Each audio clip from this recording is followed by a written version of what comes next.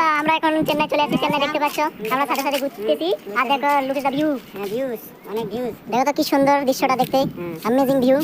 কিছু করে কও। হ্যাঁ দেখো ভাই, আমরা কেরালা চেন্নাই আসলাম কাজ করার জন্য।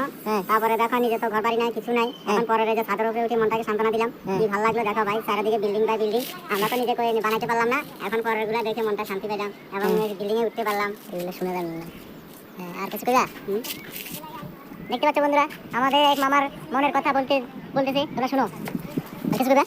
আর কিছু বলার আছে? নাই, শেষ।